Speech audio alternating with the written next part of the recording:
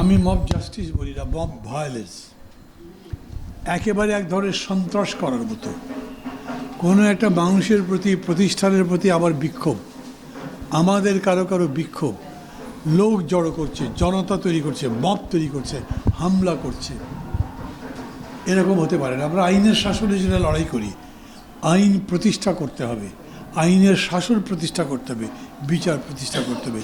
সেদিন নুরুল হুদার উপরে যে হামলাটা করা হলো, বিশ্বাস করেন আপনাদের কেমন লেগেছে জানি না, আমি টিভিতে যখন দেখলাম সাধারণ লোকজন তার গালে থাপ্পড় দেয়, জুতো দিয়ে বাড়ি দেয়, এত বড় মানে নির্দয় বর্বর ঘটনা আমি খুব কম দেখেছি। সারা পৃথিবীর মানুষ দেখলে মনে করবে যে বাংলাদেশের মানুষগুলো অসভ্য, বর্বর, এগুলো বন্ধ করতে হবে আমাদেরকে, এগুলো নয়।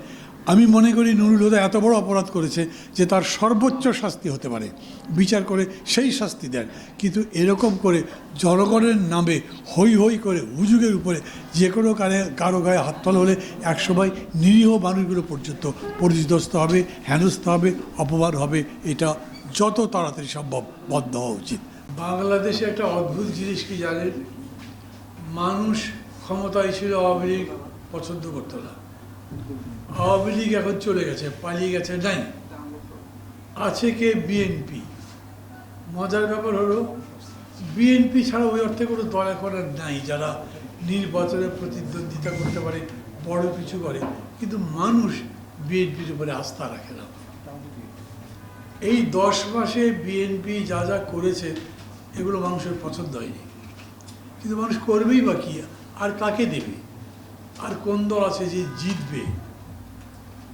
এইরকম একটা সময়ে আমরা দল করছি, রাজনীতি করছি। একটা সরকার আছে, কিন্তু সেই সরকার কি আমাদের বন্ধু না শত্রু? শত্রু নয় তো বটেই, কিন্তু খুব যে বন্ধু তাও নয়। সব সময় রাজনীতিতে কি হয়, সরকারের সাথে বিরোধী দল লড়ে।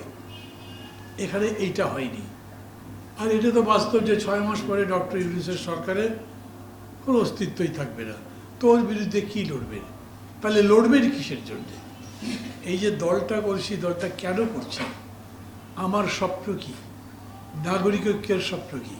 আমরা এমনি বলি আমরা একটা কল্যাণ রাষ্ট্র করতে চাই। কল্যাণ রাষ্ট্র কি? যেই রাষ্ট্রের সম্পূর্ণ লক্ষ্য হবে জনগণের কল্যাণ করা। তার যে প্রোগ্রাম হবে, কর্মসূচি হবে, তার মধ্যে জনগণের কল্যাণটা বোঝা যাবে।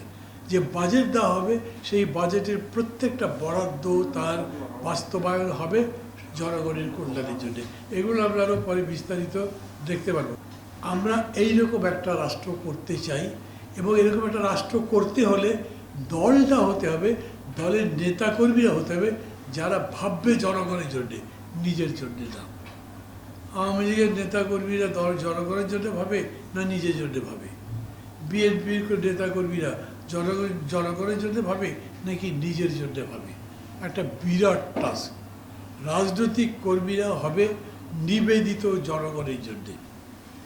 নিজেকে সে ভুলে যাবে না, নিজের ভালোর জন্য চিন্তা করবে না তা বলছি না, নিজেকে বাদ দিয়ে অন্যের উপকার করা যায় না, কিন্তু নিজেকে সে সবসময় জীবিত রাখবে, বাঁচিয়ে রাখবে, আরও বেশি সক্রিয় রাখবে ব্যাপক জনগোষ্ঠীর জন্যে। এইরকম একটা দল চাই, লম্বা করতে চাচ্ছি না।